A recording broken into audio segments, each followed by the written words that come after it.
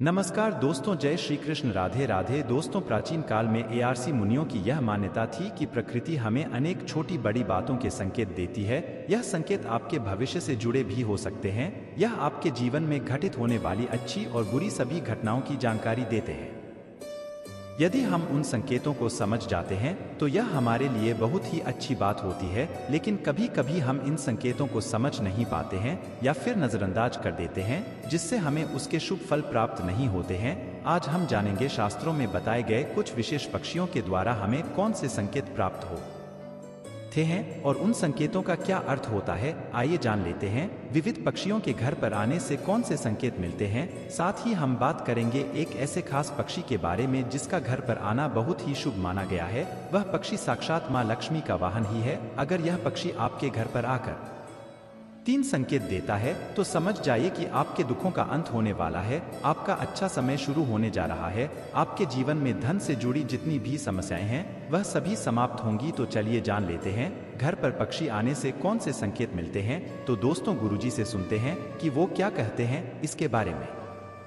तो आइए दोस्तों जानते हैं। दोस्तों, सबसे पहला पक्षी है कबूतर। दोस्तों, पक्षी शास्त्र में कबूतर को प्रेम संबंधों से जोड़कर देखा जाता है। कई लोगों को कबूतर प्रिय नहीं होता है, लेकिन कबूतर को एक शुभ पक्षी माना गया है। कुछ लोग कबूतर घर में आने पर उसे भगा देते हैं क्योंकि वे गंदगी फैलाते हैं, लेकिन दोस्तों, घर पर कबूतर का आना विशेष संकेत समझा जाता है। यदि आपके घर के मुख्य द्वार पर अथवा खिड़की में कबूतर आकर बैठ जाए तो आपको धन की प्राप्ति हो सकती है, लेकिन कबूतर का घर में घोंसला बनाना शुभ माना नहीं जाता है। यदि आपके घर पर कबूतर आए तो उसे अवश्य डालें, इससे आपकी मनोकामना पूर्ण होती है। दूसरा पक्षी है मोर। मोर एक बहुत ही शुभ और पवित्र पक्षी माना जाता है। यह महासरस्वती जी का वाहन होता है। साथ ही यह भगवान कार्तिकेय जी का भी वाहन है। भगवान श्री कृष्ण भी अपने मुकुट में मोर का पंख धारण करते हैं, जिसका कारण से यह पक्षी सभी के लिए पूजनीय है। यदि आपके घर पर कहीं से मोर आकर बैठ जाता है तो इसे शुभ संकेत समझना चाहिए। मोर के घर पर आने से उस घर का विकास होता है, उस घर के शत्रुओं का नाश होता है और घर में रहने वाले सदस्यों में प्रेम और विश्वास बढ़ता है। साथ ही के दर्शन होना भी अत्यंत शुभ माना गया है। यदि आप किसी कार्य के लिए जा रहे हैं और आपको मोर के दर्शन हो जाए तो उस कार्य में सफलता मिलने की संभावना बढ़ जाती है, लेकिन ध्यान रहे मोर कमाना बहुत बड़ा पाप माना जाता है। तीसरा पक्ष है चिड़िया। दोस्तों, यदि आपके घर पर चिड़िया आती है और घोंसला बनाने लगती है तो इसे शुभ संकेत समझना चाहिए। माना जाता है कि जिस घर में चिड़िया घोंसला बनाती है उस घर में धन संपत्ति आती है। यदि चिड़िया ने आपके शरीर पर अथवा खासकर आपके सिर पर भी कर दिया तो यह बिल्कुल भी अशुभ नहीं होता है। यह तो किसी शुभ समाचार का संकेत होता है। आपको जल्दी ही कोई शुभ समाचार मिलने वाला है।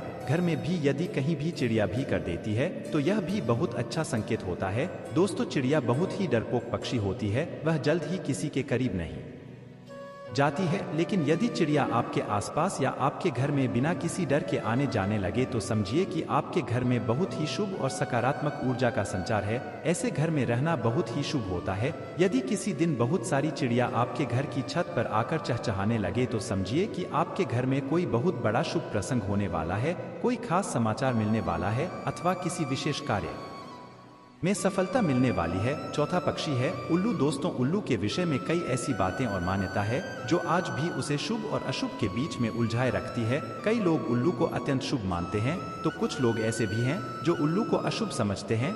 दोस्तों, उल्लू एक निशाचर पक्षी है जो रात में जागता है और दिन में सोता है। असल में उल्लू की शरीर रचना और उसकी आवाज ऐसी होती है कि कोई भी उसे देखकर डर जाए। शायद इसी कारण से इसे देखना अपशकुन माना जाता है। उल्लू के मुंह से निकलने वाली ध्वनि रात के शांत वातावरण को डरावना बनाती है। उल्लू की आंखें बड़ी और बेहद डरावनी और इंसानों की तरह सामने की ओर होती है। कान भी बड़े होते हैं। चेहरा बादाम के आकार का होता है। उल्लू अपनी गर्दन और आंखों को चारों ओर घुमा सकता है। भयानक दिखने वाले इस पक्षी की आवाज भी बहुत भयानक होती है। यह हमेशा रात में ही चिल्लाते हैं और अपना शिकार करते हैं, इसलिए इनके भयानक रूप के कारण पुराने लोग इसे अशुभ मानते हैं। लेकिन दोस्तों, पुराण में वर्णित एक कथा के अनुसार लक्ष्मी जी जब स्वर्ग से धरती पर आ रही थी तो उन्हें सबसे पहले प्राणियों में उल्लू ही दिखा था। क्योंकि वह रात का समय था तो प्राणियों में उल्लू ही ऐसा था जो जाग रहा था, इसलिए उन्होंने उसी को अपना वाहन बना ली। इसलिए उल्लू का दिखना या उसकी आवाज सुनाई देना अत्यंत शुभ माना जाता है। पश्चिम बंगाल, असम और ओडिशा में तो लक्ष्मी जी के साथ साथ उनके वाहन उल्लू की भी पूजा करने का रिवाज है। कई जगहों पर माना जाता है कि यदि किसी भी गर्भवती महिला को उल्लू दिख जाता है तो यह शुभ संकेत है, और यदि उसे उल्लू छू ले तो उसकी होने वाली संतान सौभाग्यशाली होती है। इसी प्रकार उल्लू यदि किसी रोगी को छू का चला जाता है तो उसका गंभीर रोग भी ठीक हो जाता है। यदि कुछ आवश्यक कार्य जैसे नौकरी, परीक्षा आदि के लिए जा रहे हैं और उल्लू दिख जाए तो यह भी शुभ माना जाता है। सुबह सुबह यदि उल्लू दिखाई दे या उसकी आवाज सुनाई दे तो यह धन प्राप्ति का संकेत है। इसलिए उल्लू को या उसकी आवाज को कभी भी नजरअंदाज नहीं करना चाहिए। उल्लू की आंखों में आंखें डालकर देखना या उससे नजर मिलाना या मिल जाना यूं तो मुश्किल काम है, फिर भी यदि ऐसा होता है तो यह अत्यंत शुभ होता है। समझ लीजिए कि आप धन की वर्षा होने वाली है। इसी प्रकार से कुछ लोग उल्लू का दिखना या उसकी आवाज सुनाई दे जाने को अपशकुन मानते हैं, क्योंकि उल्लू की आंखों की विशेषता होती है कि वह एक ही समय पर एक आंख से एक दिशा में तथा दूसरी आंख से दूसरी दिशा में देख सकता है। इसीलिए यह कहा जाता है कि उल्लू यदि दाईं ओर देखकर बोल आता है तो यह अशुभ होता है, जबकि यदि बाईं ओर देखकर बोलता है तो इसे शुभ माना जाता है। कहते हैं कि उल्लू जिस घर पर बैठ जाता है वह घर भी जल्दी ही बैठ जाता है, अर्थात बर्बाद हो जाता है। किसी घर पर उल्लू का लगातार बैठना या रोना उस घर और उसमें रहने वाले लोगों के लिए एक अपशकुन का संकेत माना जाता है।